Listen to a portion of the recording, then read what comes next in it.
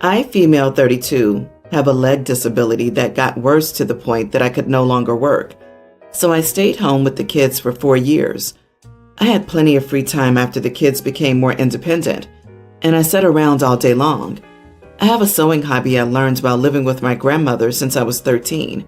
So I started spending my time sewing. My husband made a laughingstock out of me, calling me grandma or granny, and running with the jokes and teasing. It was unbearable, but I ignored him. Anyway, a friend saw some of my work and suggested I open a website and sell what I make. I was hesitant about it, and my husband's opinion was, meh, who will want to buy grandma's junk? But I asked my friend to help me, and people really liked my work. They started buying them off of me, which was shockingly impressive.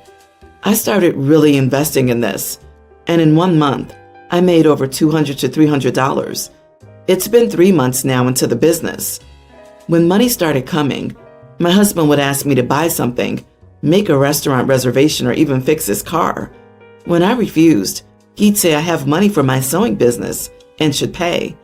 I declined every single time he asked. Yesterday, he showed me a wristwatch that he liked online and asked if I could pay for it. I said no, because I had no money. He pointed out once again the money I have for my sewing business, but I told him that the money was literally none of his business.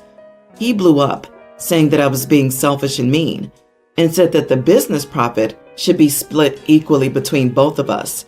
I used caps because he yelled those words, not just me.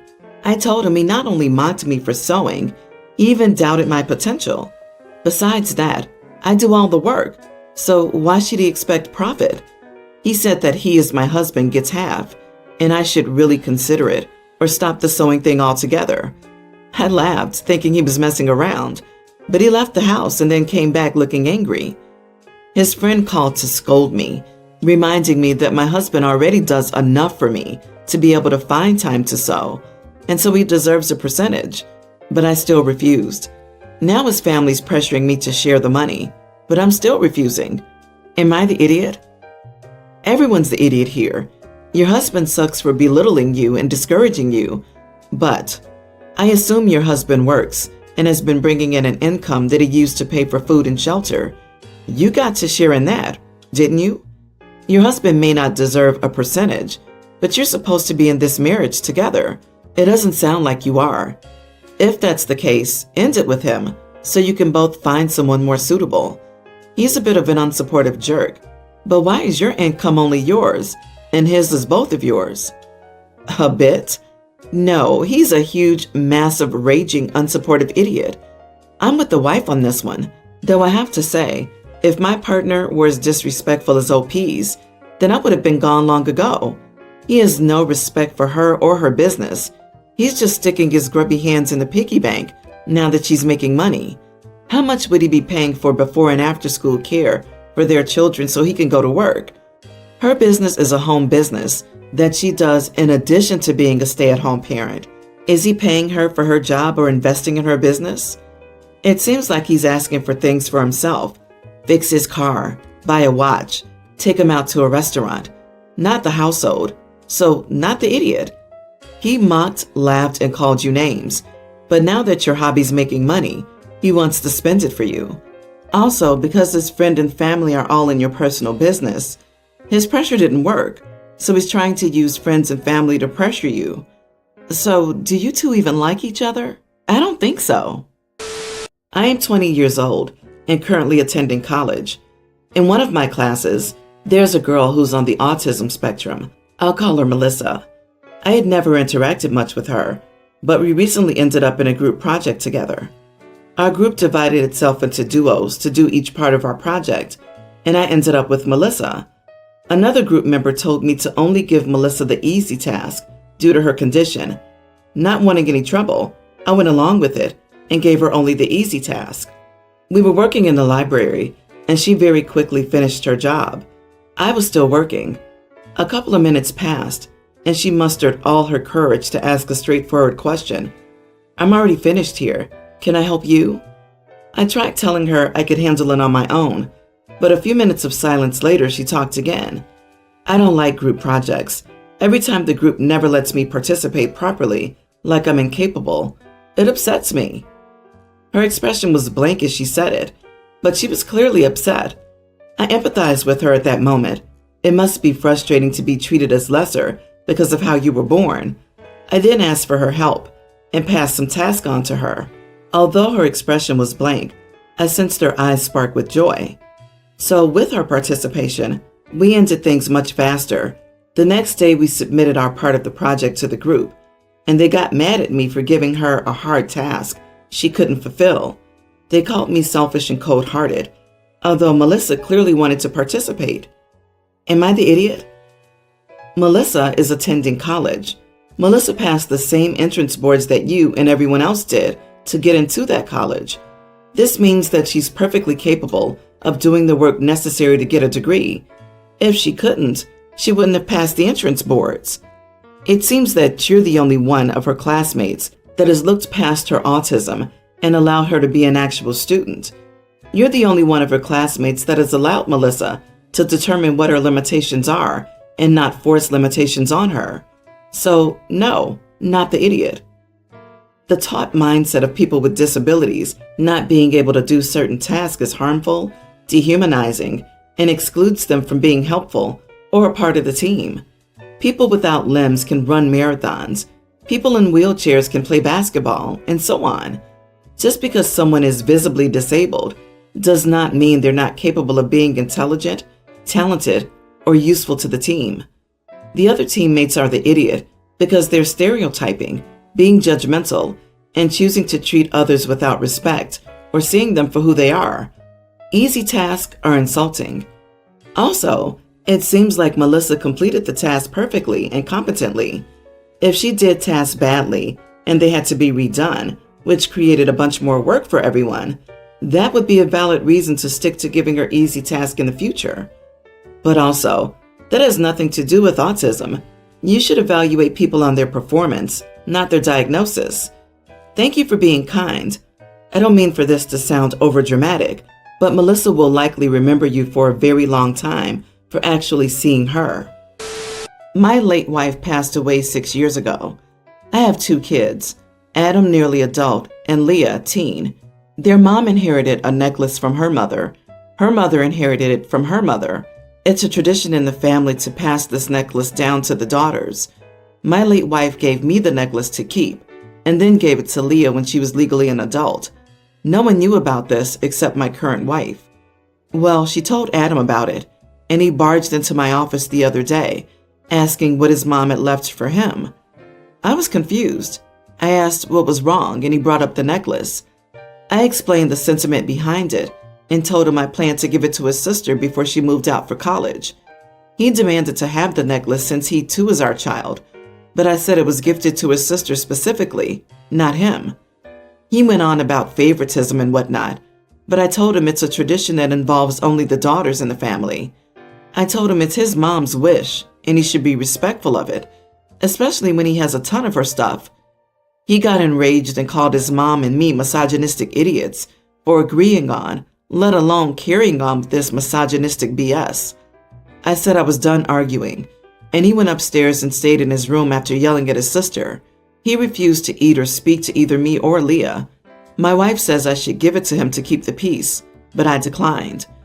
Not the idiot, but your current wife is. She literally is asking you not to do something your late wife asked you to do. Did you ask her why she told Adam?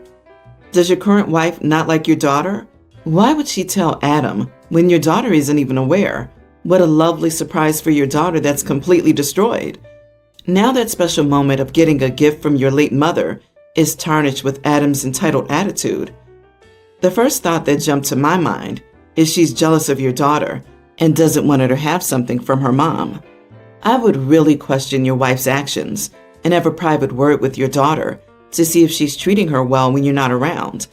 Plus, I think your wife needs to apologize to your daughter for her actions. I think stepmom wanted the necklace, was told no, and telling the son is payback. Without some more background info on the family dynamic, I'd say you've got some manipulators in the family who need to be told in no uncertain terms that their efforts will not work.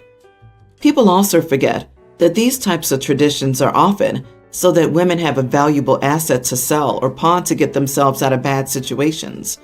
If your daughter ever needs to remove herself from an abusive relationship, that necklace may be the thing to provide her with the money she needs to do so. This isn't something that your son would understand without it being conveyed to him, though. Men often don't have the same innate concerns for their safety. Have a chat with both kids about the more nuanced reasons for these types of family traditions, such as this being a way for your late wife to look out for your daughter from beyond. I, female 28, recently moved into a new neighborhood. All my neighbors are lovely, especially my next door neighbor, 37 male. Bless his heart, wink wink. He's married and has 2 kids. I noticed that he's been looking towards my house for a while. So far, I'd caught him doing it twice. He had his binoculars with him and was looking at my living room. I hate confrontation, so I closed the curtains and went about my day, but it started escalating. The other day he was peeking at my backyard where I was sitting from his balcony, and his binoculars fell into my backyard. I looked up and he was gone. He knew that I had seen him. I took the binoculars and put them inside. In the evening he knocked on my door, asking how I was and whatnot. I rolled my eyes but kept it civil. He then brought up the binoculars and said, "They must have fallen in your backyard earlier today." I was like, wonder how that happened. He said something about his kids probably messing with them and asked if I could go get them for him. I said I have them, but I won't get them unless his wife comes and gets them herself. He looked at me shocked and angry and said that these binoculars were his and they were special because he had them from when he was in the military, and said that his wife had nothing to do with this. I told him I would return them once his wife showed up and asked for them. All he has to do is send her over.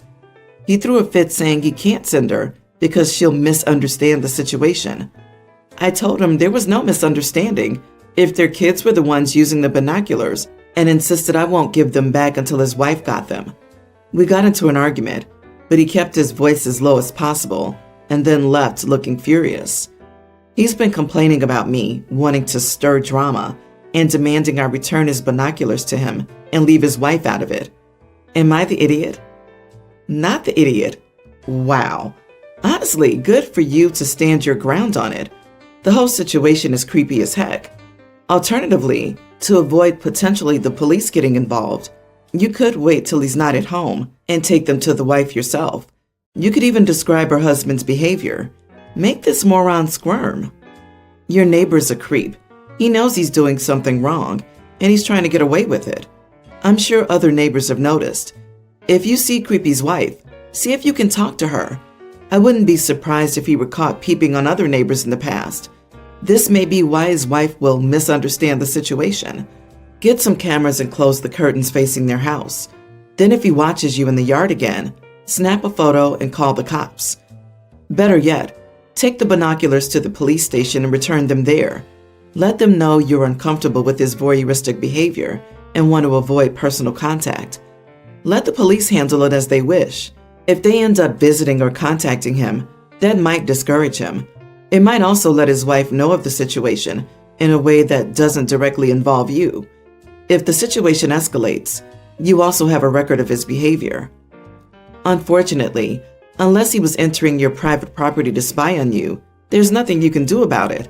In terms of law enforcement, looking at, recording anything within view of your own or public property is perfectly legal, even with devices to assist, like binoculars or cameras. Makes people uncomfortable and often causes confrontation, but it's legal. If you don't want to be seen or recorded, it's up to you to block others' views of you. I, 28 male, have a friend, Bill, 29 male. We are part of a whole group and have been friends for at least 10 years. And some of the men and women have even ended up marrying each other. The point is, we've all known each other for a very long time. Now, Bill has always displayed narcissistic personality traits, especially in his past relationships. He's very condescending and thinks he's better than everyone else because he has a well-paying job, owns his own house and car, and all of that. In comparison, some of the other guys still live with family. In his mind, they haven't grown up, and he's better than them. It's usually easy to ignore because he's charismatic and brings new people to the group. In past relationships, he's been really awful, giving girlfriends a checklist of stuff they need to change to be with him, commenting on their appearance, etc. But because a lot of this was years ago, I think most of us hoped he'd grow out of it. He always describes all his exes as crazy, and we usually believed him. Some we could confirm were crazy because we met them, and we just believed his stories with the ones we didn't meet. Enter his new girlfriend, Sarah, 33. They started dating a year ago. We all got to know her, and she's awesome. She's very down to earth and friendly. She's basically become friends with everyone. Well, Bill asked Sarah to move in with him 6 months ago, so she did, since she saw the relationship getting more serious. Then 3 months later, Bill randomly broke up with her. When asked what happened, he says he just hated that his house no longer felt like his house because of all of her stuff, which everyone thinks is ridiculous. Unfortunately, with the housing and rental market being what it is right now, Sarah had trouble finding a place to move to that would meet her needs. She found one place she took, but the place wasn't available until September 30th, so she had to stay living with Bill. I know from talking with both of them that Sarah wanted to be as mature and friendly about the whole thing as possible, but Bill has done nothing but be as antagonistic as possible. He's done stupid stuff, like blaring the TV when he knows she's trying to sleep, and he's also done really cruel things, like calling up a booty call, putting her on speakerphone, and talking to her about when they could hook up, when he knew Sarah could hear it. Anyways, the guys were all hanging out, and Bill kept complaining, trying to sound like the victim in the situation. And I finally said, "Stop trying to play the victim. No one here thinks you're the victim in this. If you could have been mature about the breakup, there wouldn't be any victims. This would have just been a relationship that hadn't worked out. But you made Sarah the victim by all of your actions. So just stop complaining and get over it." Everyone else agreed with me, but Bill got angry and left. Am I the idiot for how I handled it? Not the idiot, but if you're all in agreement that Bill is regularly in the wrong, why don't you just remove him from your friend group? I know you guys have history, but another 10 years are going to go by, and Bill is still going to suck as a person. So why bother with him anymore? Get rid of Bill and keep Sarah. Agree. Also, does Bill call himself an alpha? I have someone in my life who acts like this, makes bad decisions and jumps into relationships that should not happen. It blows up in his face, and he acts like the world is against him, always claims no one wants to listen to him or that people secretly hate him. It gets old. Bill will probably act like this for a while, or possibly his whole life. I think you did Bill a favor by giving him a dose of reality. However, narcissists live in their own little world. I doubt he'll believe anything negative about himself. Also, he's likely to hold a grudge, so he might alienate himself from your group of friends. Bill is really no one's friend except his own.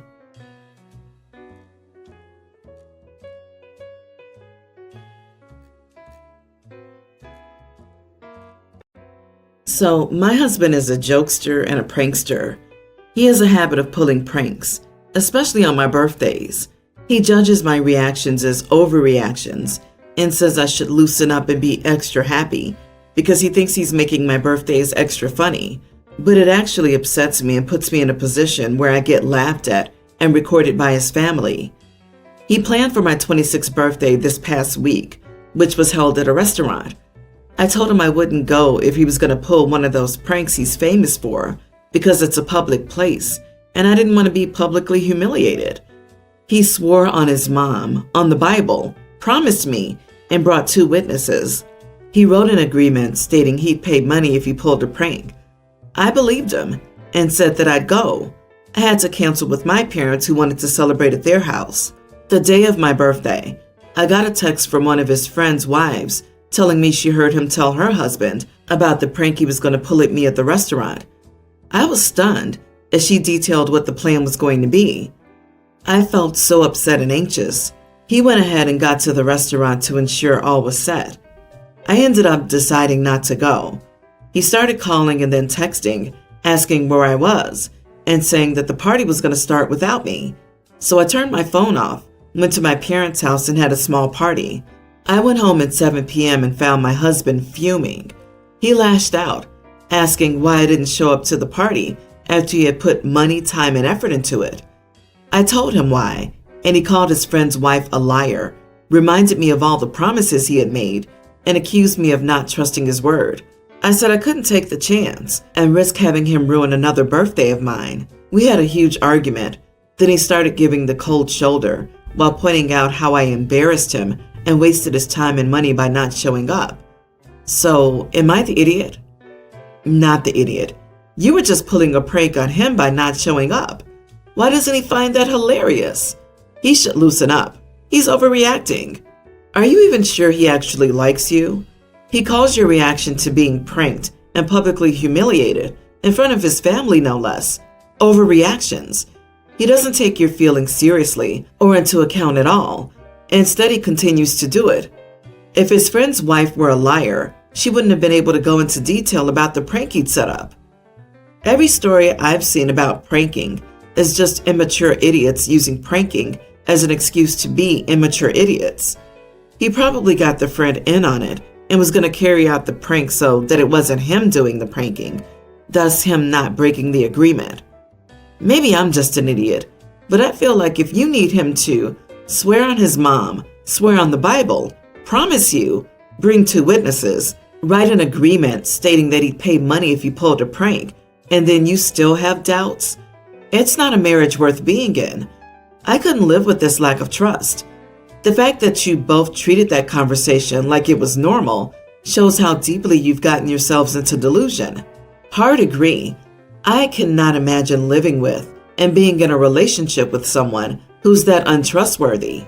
Not to mention someone who made me the butt of their jokes with other people. Just no. What I want to know is why she ever got married to the idiot who thinks bullying his own partner is funny. Like, surely that's not only developed after the wedding. Also, the fact that OP's parents wanted to celebrate her birthday at home, away from the husband, speaks volumes. My sister Kate and I, female, follow different religions. I'm Catholic and she's evangelical. We have our ideological differences, but we have a very close relationship. After all, it was just me, her, and my mother, our entire childhood and adolescence. I was proposed to 3 months ago. I decided I would have a maid of honor, my sister, and no bridesmaid. My fiancé agreed and only chose his best friend. There will be a religious ceremony at the church, and then we'll go to a venue where the party will take place. For me, it's essential to get married in church. It'll happen in 4 months. When I asked Kate to be my maid of honor, she was super excited. But during the preparations, when she learned that I'd have a ceremony at the church, she seemed uncomfortable, but I didn't question it as I waited for her to speak. Well, last week she called me for coffee and said she didn't feel comfortable going to a Catholic church because of her religion, so she couldn't attend the religious ceremony, but she would love to attend the party and participate in everything. She just wouldn't go to the ceremony. I got really upset and said, "This is an important moment for me, much more than the party, and I wish all the people I love were there, including you." She replied, "I don't feel comfortable going into churches other than my own, but I'll participate in everything else." Me, "I don't feel comfortable going into churches either, but I went with the greatest honor to your wedding because I know it was important to you and me." She stuck to her decision, and I felt so tired and sad that I just got up and walked away. After a lot of thinking, I called her and said, "If one of the people I love the most can't stay 2 hours at the most important moment for me, even though I asked you to be there, then I think that you shouldn't come to my wedding. If you can't make a concession for me, I shouldn't make one for you." Well, she keeps texting me, saying that I'm overreacting and that I should respect her stance. She and my mother are pressuring me to go back on my decision. I'm just really upset. It's something extremely important to me. I'd like to have her there by my side, but she doesn't want to, and I felt betrayed because I did it for her, and she won't do it for me. Am I the idiot? Not the idiot. If her faith is that fragile that being in a building where people practice a slightly different method of faith to the same God she worships, then she's beyond ridiculous. Write her off. Her fragile faith is more important to her than her family. A maid of honor who feels it's okay with refusing to be at the wedding? Unbelievable. People of different religions go to churches for weddings all the time. I'm Protestant, and have never had an issue attending Catholic churches for various weddings. That's crazy pants. No one is forced to take communion or cross themselves. She's being completely unreasonable. This right here, I'm a witch. I still stood up for my sister at her Catholic wedding inside of a church. I didn't go up in flames or melt. She can't be your maid of honor if she isn't at the ceremony. That's where the paperwork gets signed that she needs to witness. Ordinary guests can RSVP to be at the reception, but not the ceremony. The maid of honor cannot. The maid of honor has specific responsibilities, including being a witness to the wedding. And a sibling ought to be able to deal with this. In my opinion, you should stick to your guns and say that if she can't attend the wedding, she isn't welcome at the party. Ask her to point out how attending this wedding is contrary to her faith. I had a daughter several years ago. My girlfriend and I broke up before we knew she was pregnant, and by the time my daughter was born, she was dating another guy. He seemed like a nice guy and wanted to be in my daughter's life, and I wasn't interested in staying in her life, so we all just agreed that it would be best if he raised her instead. However, I didn't give up my rights because I feared I'd regret it someday. I was right because as time passed, I started to regret my decision and decided to meet my daughter, and she wanted to meet me as well. This has so far been the best decision I've ever made. She's adorable, and I love her so much. I met her a few months ago. I asked her mom if I could take her on a trip. Unfortunately, since we returned from our trip, my ex has stopped me from seeing my daughter, always making excuses like she's busy with homework or not home now. Yesterday, my daughter called me and angrily asked why I left again. I asked her what she meant, and she said that was what her mom had told her. I called her mom and blew up at her and asked her why she would say that to her, and she started yelling at me, saying that I made their life so much harder by being a Disney dad because my daughter keeps comparing me and her stepdad and asked him why he doesn't play with her or take her to a trip. And recently, she stopped calling him dad and then hung up the phone. So I came back into my daughter's life, and it's been going really well, but now my ex says I'm the idiot. Edit. I can't take my daughter half the time because it's too soon. I've only been in her life for 4 months. She barely knows me. So, you missed the late night feedings, the diaper changes, the sleep deprivation, the sickness, the tantrums, all the first, etc. And now you just want to waltz in and play daddy for the good part? Yeah, you are the idiot. They're right. You can't just waltz into her life for the fun stuff. You ignored the child for the first years. If you want a relationship, you start by spending time together daily, not whisking her off for vacation. You said it's too early for you to take her 50%, but why is it not too early to take her for a whole week on a vacation? If you're serious, then take her 1 day a week and gradually build your relationship. Everyone's the idiot here. You've only been back in her life for 4 months, and her mom let you take her on a trip? A complete stranger who took so many years to decide to show up. What kind of parent thinks that's a good idea? You won't need to go to court and get visitation settled and pay up or shut up. I'm hoping my assumption that you haven't been paying child support is not true. Otherwise, many years of bad child support will hurt. I mean, that is a long time for her to raise a child and for you to come in and do only the fun stuff. You are being a Disney dad. And while I don't think it's necessarily bad, I think it's unfair to the mother of your child and the family dynamic at play. You're not really raising her. If you want a bigger role, you should ask for custody. But right now, I'd say you are the idiot. I'm not banning my son, young teen, from hanging out with this friend. We'll call him Hank, altogether. Just limiting it. Hank might have some disability. I don't know the correct terminology, but Hank is very clingy and needy. He's always saying things like, "You're my best friend. Am I your best friend?" And saying what he would sacrifice for my son and asking weird hypotheticals. It's exhausting just listening to these interactions, much less experiencing them. I noticed my son wasn't spending time with his other friends because he always needed to be with Hank, who had no other friends. And Hank doesn't want to hang around my son's other friends. So I told my son he needs to learn to prioritize himself, take time for his other friends and hobbies, and not constantly babysit Hank's insecurities. My son said he'd feel guilty and he didn't want Hank to feel rejected. So I said to tell Hank that hangouts are limited to twice a week and not on both weekend days, per his mother, because that's the new rule. Although my son frequently says he feels guilty and asks for an exception because, quote, Hank says he feels really down right now. I've noticed he also seems happier and more energetic. He looks more well-rested and isn't getting his schoolwork done at the last second anymore. My husband thinks I'm being too controlling, and our son's too old to tell him who to hang out with. The other boy's mother also reached out to me and said she wanted to talk, although I have yet to respond. I assume she disapproves. Even my son, who admitted he is less stressed now, said he feels guilty and that I'm being mean. But am I? It's hard to argue with a majority, but also, it's hard to argue with results.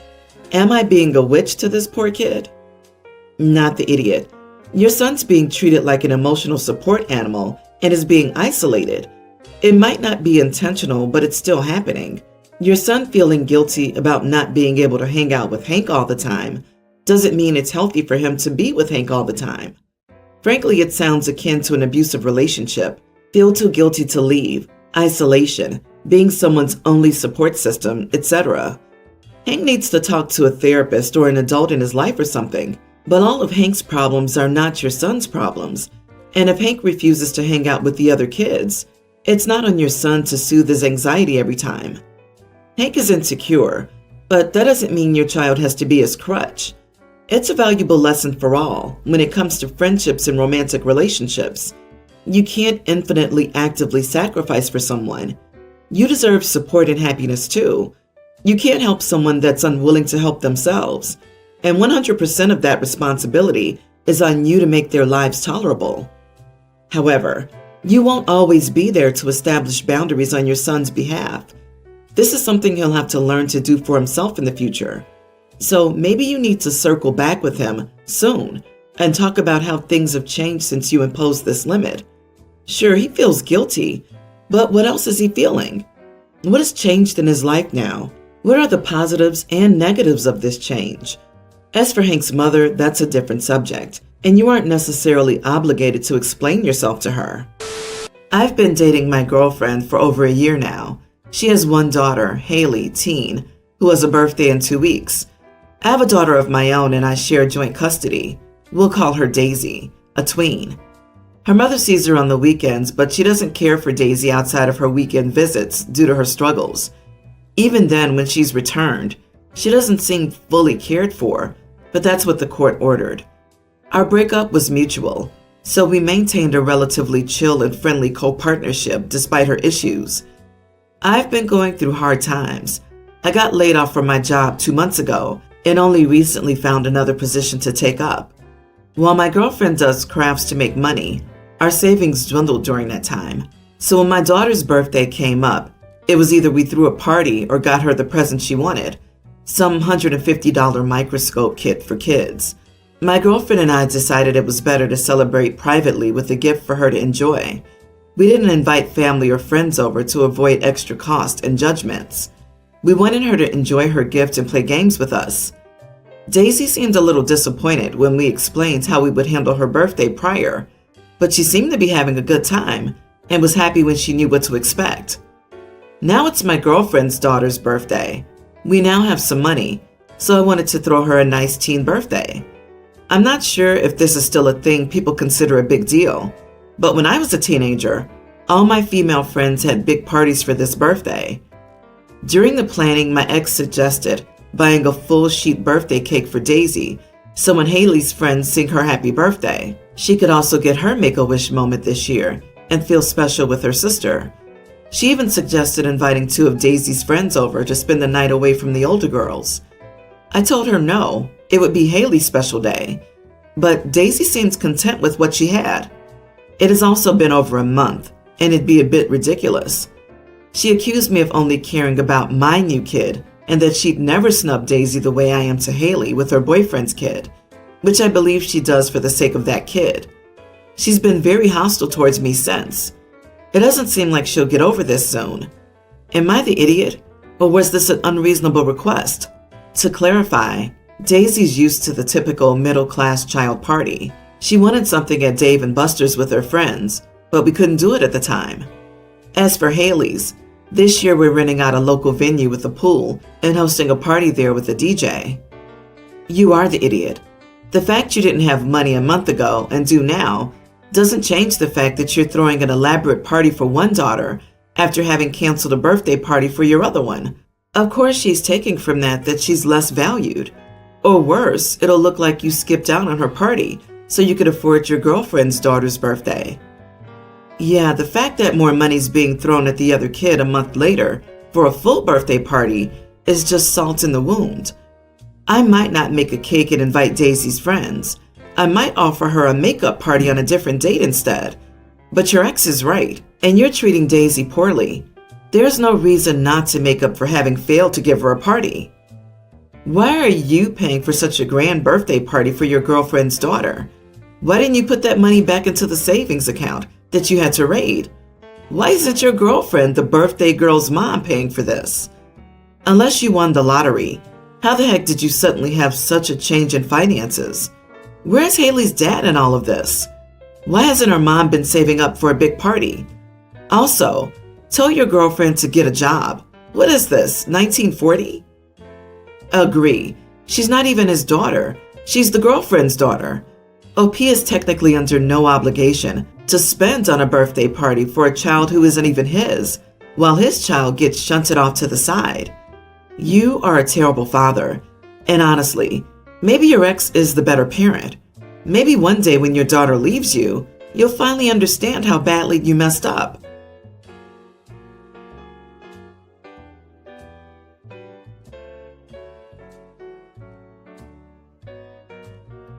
My husband, John, 32, and I, 30 female, married 2 years ago.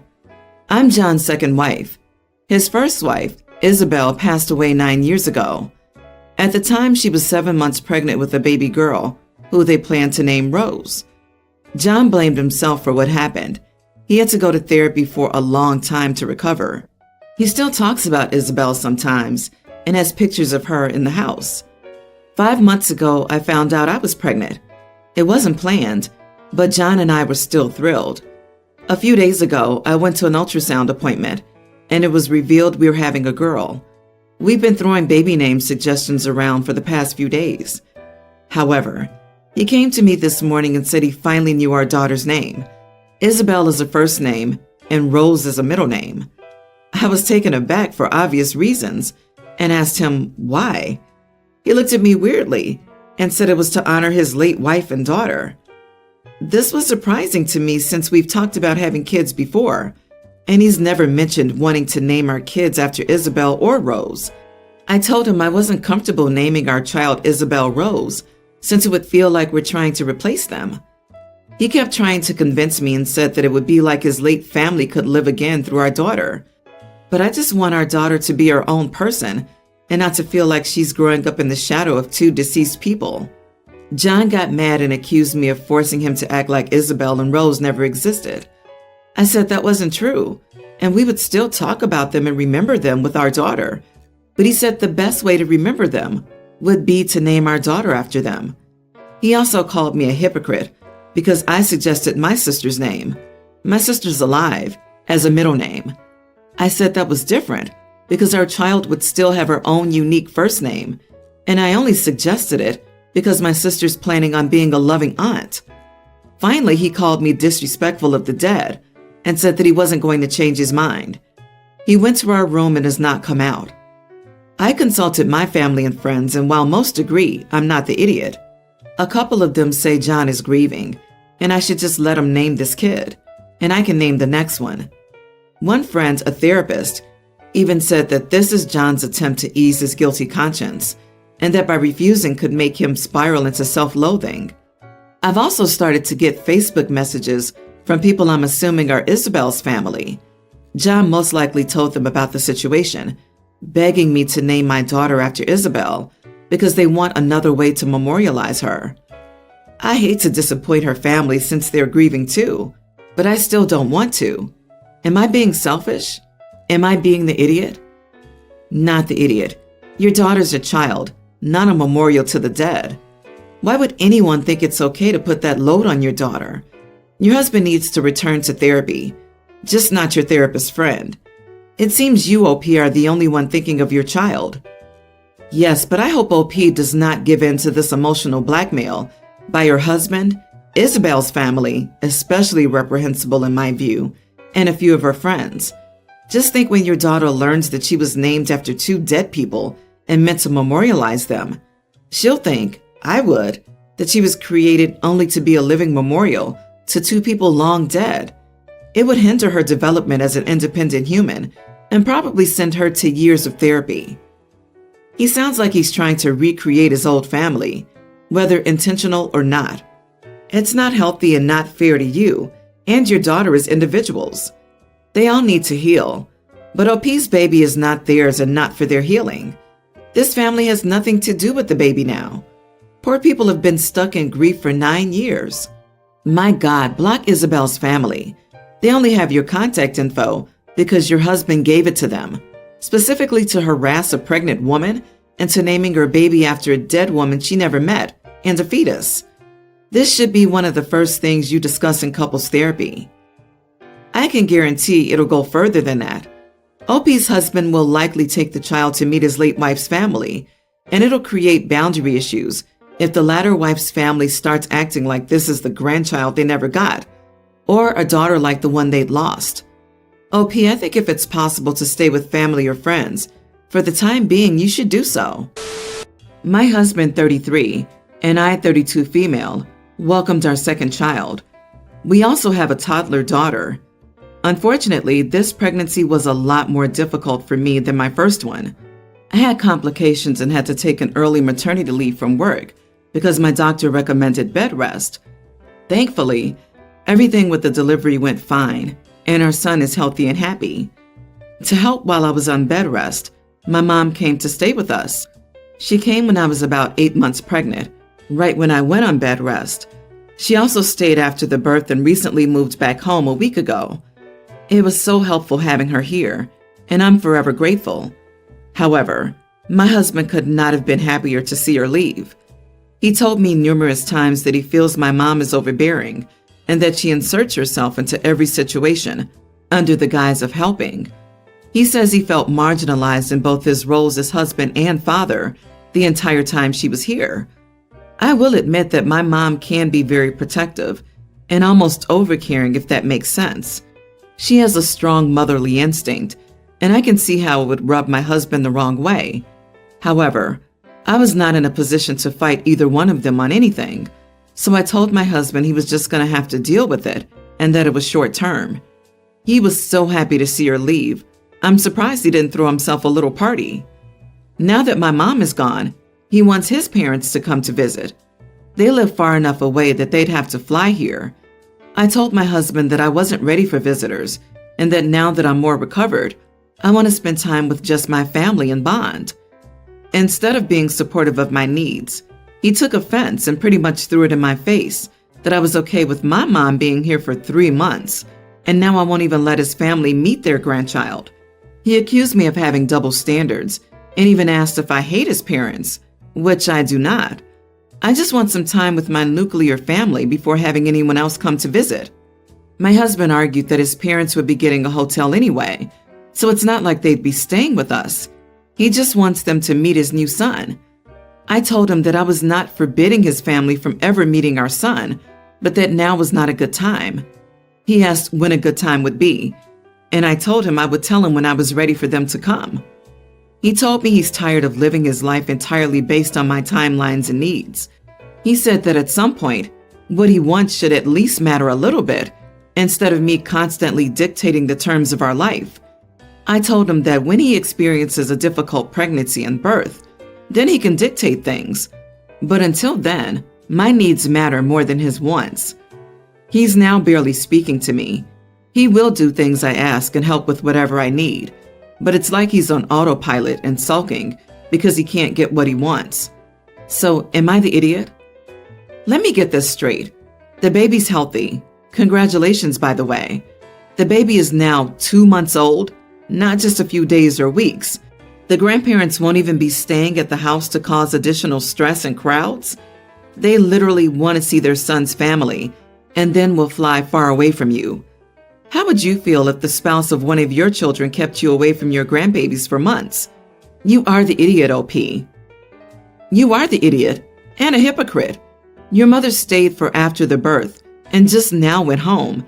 And after telling your husband to just deal with it while she stayed, you're not going to allow his family to come and stay in a hotel to meet yours and his son? You do realize it's his child too, right? Regardless of your difficult birth, that does not give you more say over the child and allow you to dictate when his family gets to meet the baby. I want to add kindly, and I genuinely mean kindly, that it might be a good idea to get yourself into therapy for possible postpartum depression and/or anxiety. Even if you don't have either, it can only benefit you to work through whatever's making you not want his family to meet your son. And maybe it can help you to extend more empathy to your husband. I, 22 male, have a younger brother, Brian, nearly an adult. Brian was a troublemaker in school and thought himself a class clown or something. He never did his work, so he averaged C's at best on his test and was often sent to the head offices. He was told last week that he wouldn't be getting accepted back for his 6th year of school and came home raging about it. I live with my parents because I'm a university student, and it's cheaper to live with them and get public transport to school. I do help pay some expenses, but I'm mainly focused on my studies. Since he was told this, my parents have been positively babying him, saying he was a good kid and didn't deserve that.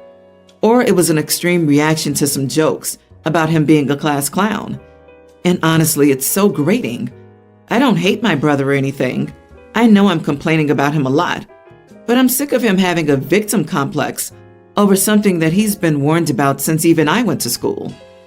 We were at the dinner table last night when I was talking about how my studies were going and some job prospects that were showing up. Brian started to act super sad and said he could never have that now, which led to my parents comforting him again.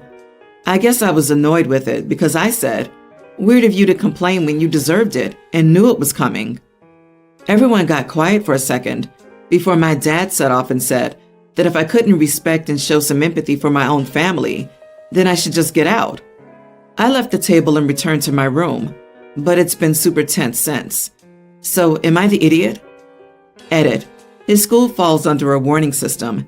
He was warned multiple times for skipping and disrupting class and not following orders. He was suspended once and got detentions often. I use expelled as a loose term, as the chance of any other high school accepting him at this point is slim. Not the idiot.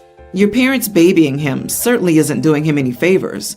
Perhaps rather than saying he deserved it, and I'm not saying he didn't, it's more, instead of feeling sorry for yourself, it's time to accept that these are the consequences you were warned about, and you need to accept that you're the only one responsible for your behavior. It sounds like your folks have this image of him, that he's the perfect angel child and is completely undeserving of this, despite all the warning signs. It's sending a bad message to him, blaming the school for warning him, rather than teaching him to face the consequences of his actions. I get why you were annoyed at your parents always babying him, especially given you seem to be an excellent student. Maybe you should have brought it up in their presence only, without having your brother think you're a heartless idiot. I think you should apologize to him, just to relax your home situation, and then confront your parents and only them about it. He's just a kid. Yes, he's young, but he needs to take ownership of the consequences of his actions. And frankly, his parents need to go to that school and learn why he's been rejected. It might open their eyes. Enabling his behavior will make him worse as he gets older, and he will complain to daddy and mommy when he gets in trouble at work and expects them to solve it. I'm moving to a new place at the end of the month for various reasons. I'm still looking for a place right now, but the places I've narrowed it down to right now do not allow pets. I've owned a pure breed cat for the last 5 years now, and it breaks my heart. But at this point, I've been looking into rehoming it. This is where my sister and her 2 daughters come in. My sister and her kids adore my cat. Her daughters have always been attracted to it like magnets. This sucks because my daughter has no clue how to take care of animals and has not taught her kids how to treat them. Every time I've had her daughters over, I've had to lock my cat in the room and tell her kids that the cat is playing outside because the two of them treat animals like toys. Unfortunately, my sisters know better, as she treats animals like property rather than a living creature and neglects them. I won't go into details, but she's owned 2 dogs that have run away since her oldest daughter's birth. At the moment, it looks like a close friend of mine will be taking my cat in. Unfortunately, I made the mistake of telling my mother this, and my sister called me asking if it was true I was rehoming my cat. She immediately offered to take it and became incredibly pushy when I told her it was already worked out. She tried to guilt me by talking about how much her daughters loved my cat, and it would break all of their hearts to know I would choose a friend over family. She even insisted I was abandoning the cat when I'm not. I finally got tired of it and told her I had reasons for not allowing her to take my cat. She ended up pushing me further on this, and I told her that I would never allow her to abuse my cat as she had her previous animals. Her 2 daughters have no clue how to treat animals, and I would rather put my cat down than allow it to be abused by her and her kids. She lost it with me, and I ended up hanging up quickly after. So now my parents and other siblings are livid at me and claiming I went way overboard when I could have just told her no. Edit. She has had Animal Protective Services called on her before. Not the idiot. I mean, yeah, it was harsh, but clearly you couldn't have just told her no, or she'd have backed off well before it came to that. In fact, you shouldn't have had to say no, because she's not entitled to dibs on your cat simply because you're family. She doesn't want to go to the hassle of convincing a shelter that all her other pets making a break for it at the earliest opportunities isn't a red flag. If the rest of the family won't back you up that this was never about her, then they're enabling her inability to hear and accept a plain old ordinary no. My parents have never told her no, which is part of the problem here. And yeah, I doubt any shelter would ever allow her to adopt at this point. When she left on vacation, she had had Animal Protective Services called on her before when she left one of her dogs locked in a kennel for 5 days with no food or water. That's terrible. I would have a hard time even having her in my life. Your parents basically broke her and set her up for failure. Refusal to accept no as an answer. Refusal to do favors. Refusal to babysit. Anytime anyone ever refuses her or says no to her, she's going to take it as an insult because no one ever taught her that no isn't insulting. Not the idiot, but your family is. Everyone's the idiot here, including you, for finding places to move that don't take pets. There are plenty of places that do. Your pet of 5 years is not a throwaway item. Pets are a lifelong commitment. If you can't make that commitment, don't buy a pet. I was supposed to be a bridesmaid in my friend's wedding, but I ended up dropping out because of the bridesmaid dress, and now my friend is really angry with me. When we originally went to look for the dresses, my friend made it clear that she would have the final say, and the bridal party would have to wear what she wanted. She picked a dress I would never have worn in any other circumstance. It has a low V-cut neckline and a high slit, so depending on how you're standing, a lot of skin is on display. I did mention to her that the dress was out of my comfort zone, but she still picked it. I wasn't happy about the dress choice, but I was going to try to suck it up for her sake until I showed my fiancé. He commented about how you could see more of me in that dress than he had seen before. When I asked him if he didn't like it, he said it wasn't something he would pick, and I looked uncomfortable in it. After we talked about it, I decided to drop out of the wedding party. When I told my friend and explained my reasoning, she was really upset and begged me not to drop out. She sent my fiancé text calling him a controlling idiot and told me she wouldn't come to our wedding because she couldn't support me marrying someone like him. Am I the idiot? You are the idiot. You would not have been the idiot to tell your friend, I'm too uncomfortable to wear that revealing dress. May I alter mine to have a higher neckline and not as deep a slit? If not, I really can't be in the wedding. Sorry. Then she would be the idiot if she told you no.